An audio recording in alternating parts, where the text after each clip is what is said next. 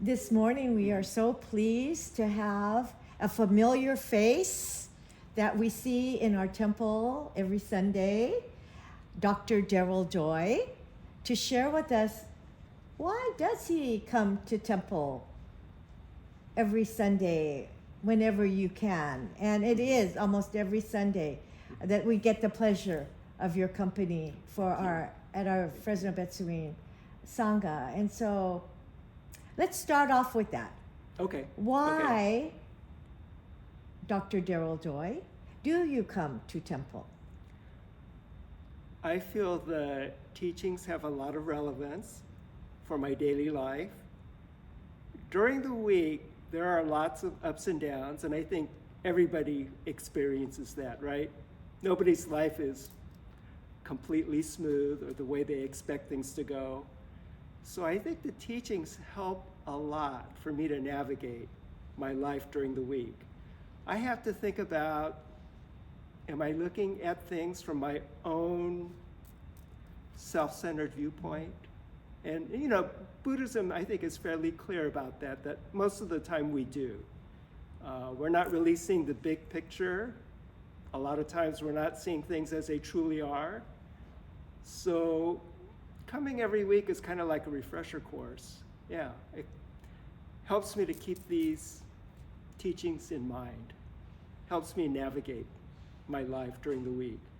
So I think it's very invaluable for me. Yeah. So when you're navigating and then when you are during daily life too, to take into your life mindfulness, interdependence, impermanence. Right. Those, can you give us some examples maybe on how being mindful or appreciating interdependence, realizing that impermanence? Okay, let's do one thing at a time. Yes, Okay. Well, impermanence, I mean, you can apply it for things that are bothering you, that are difficult for you. I mean, pretty much everything will pass. The situation will always change. And, I mean, even the good things too, right? They will change too. So, impermanence, that type of thinking, you could definitely apply it to your life every single day. Interdependence, we all depend on each other at work or even outside of the office, right? Everybody has had a situation where somebody's been difficult to deal with too, right? And I think one of the ways to deal with that is you can kind of distance yourself from people that are like that, or you can think about why they are like that, or you can also think about why do I expect them to behave a certain way, my own particular bias. So it's a great help. It's a great help to, get through things that are difficult. Yeah. And when you are doing that too, being mindful. The Buddha said, that with our thoughts we make the world, and so exactly. that mindfulness. Yes, I mean, I have to examine whether I'm looking at things the way they are. I mean, most of us, we look at things the way we want them to turn out, the way we expect them to be. Yeah. So, in a sense, a lot of the time, we're out of sync with reality. So, the teachings help us to be more grounded in reality, as things as they are. So, it's a great help. Yeah. Thank you, Sensei Daryl. And so I'm so excited that you are speaking to us today, because this Jodo Shinshu was something you grew up with. Right. And so, right. can you share with us maybe your earliest memory of maybe the Fresno Betsuin even, and Jodo Shinshu? Okay. I did attend the nursery school. It was down in the basement. The teachers were Peggy Nakamoto and my aunt Yuki Nakahara. And a lot of us used to live in West Fresno at that time. And I remember Yutaka Yamamoto used to drive us home. I think there used to be 6 to 8 of us in the car. Nobody had seatbelts on. At that time, it wasn't a thing. But yeah, a lot of the kids I have fond memories of. I mean, Warren Maruko was in my class. Greg Sudama. A lot of the people have moved out of town, but I still hear little tidbits about them sometimes. Yeah. So I think back then there were always about 30 to 35 people in each class.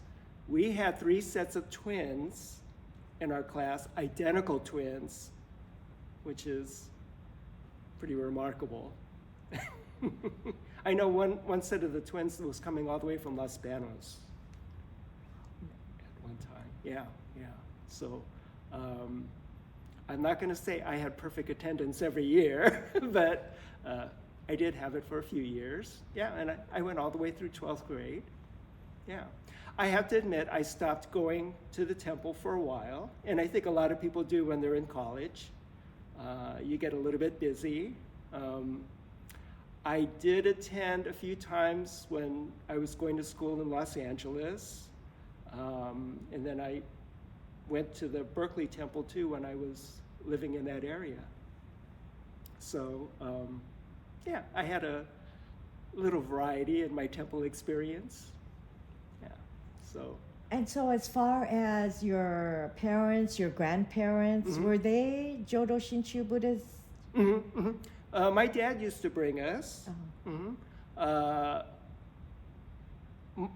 My grandmother was the only one that was still around when I was little, but I remember she used to walk to the temple because she was only about a block and a half away. We would often go visit her after the service on Sunday, and then sometimes she would just be gone, and my dad said, oh, she left to go to the service. They used to have the Japanese service in the afternoon. So she was quite active with the temple, and then a lot of the other family members were too. So yeah, I do have a family connection. I mean, I have looked at other religions too, and for comparison purposes, I think this is the one that does the most for me. It makes the most sense. Yeah, it's very, Reverend Causes said, make sensism. Yeah, they don't ask you to believe anything without you doing some type of work to prove it. Yeah, so. And that is a very important thing, I think, especially as a preschooler, that you attended Dharma school and listened to the teachings and doing the chanting and the singing of the songs. And then as an adult, like you said, to do that comparative then you really research, yes, appreciate the way our teachings are.